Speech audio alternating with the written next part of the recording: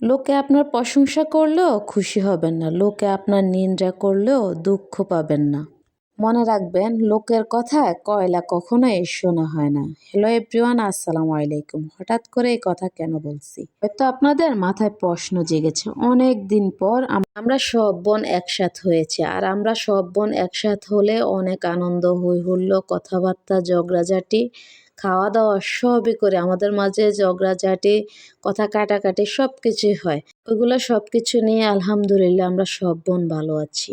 আসার পর তো ২-৩ দিনে বাসায় বসেছিল, এখন আর ভালো লাগে না। আমার বাসার পাশেই বড় একটা কৃষি মাঠ আছে, ওখানে হাঁটতে যাবে বলছে। পরে বিকালবেলা সবাই মিলে বের হলাম।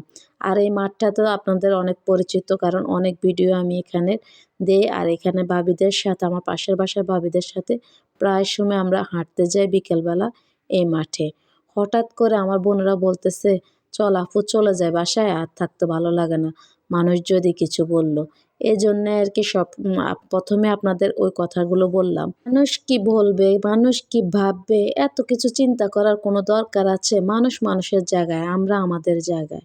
আর আমরা জাস্ট একটু বের হয়েছে, একটু হাঁটাহাঁটি করব। কোনো উচ্ছৃঙ্খলতা, হাসাহাসি করা, গায়ে পড়ে হাসাহাসি করা, উড়াউড়ি, দপাদপি, এরকম কোনো স্বভাব আমাদের মধ্যে নাই। আলহামদুলিল্লাহ, নির্দ্বিধায় বলতে পারি এরকম কোনো শিক্ষা আমাদের মা বাবা আমাদেরকে দেয় নাই। রাস্তাঘাটে হাসাহাসি করব, ঘর থেকে একটু বের হলে উড়াউড়ি, দপাদপি, হাসাহাসি, হাসতে হাসতে একজনের গায়ে একজনে পড়ে যাব, এরকম কোনো কিছু নাই। এরকম কোনো কিছু নিয়ে আমরা রাস্তাঘাটে বের হই না। লোকের চোখে খারাপ লাগবে এমন চলাফেরা কেন করব? যথেষ্ট চেপলিয়ে বড় হয়েছি, যথেষ্ট ভালো শিক্ষা নিয়ে বড় হয়েছি। বাবা মা অনেক ভালো শিক্ষা দিয়েছে, তারপর ওই শিক্ষা মেনে চলার চেষ্টা করে।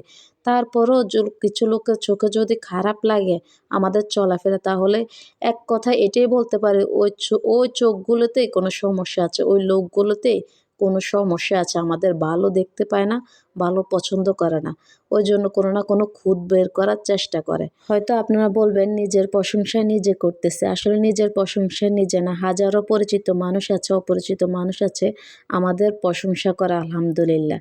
ওই প্রশংসা থেকে বলছে কথাগুলো। আর হাজারের মাঝে তো ১০ জন, ২ জন, ৪ জন খারাপ থাকে, যেটা হিংসার দৃষ্টিতে দেখে খারাপ কথাগুলোই বলে। ঘোরাফেরা কেন করব না? ঘোরাফেরা করার মতো স্বাধীনতা সবার আছে, কিন্তু উচ্ছৃঙ্খলভাবে না। যতটা নিজেকে সেফ রেখে ঘোরাফেরা করা যায় ততটাই ভালো। ঘোরাফেরা করার জন্য তো আল্লাহ এত সুন্দর পৃথিবী সাজিয়েছেন, আর ওই সুন্দর পৃথিবীটা যদি আমরা নাই দেখি, তাহলে সুন্দর পৃথিবীটার কি কোনো মূল্য থাকে? জানি না আমার ভয়েসটা কেমন হয়, জানি না আমার কথাগুলো অগোছালো কার কাছে কেমন লাগবে। সবাই ভালো থাকবেন।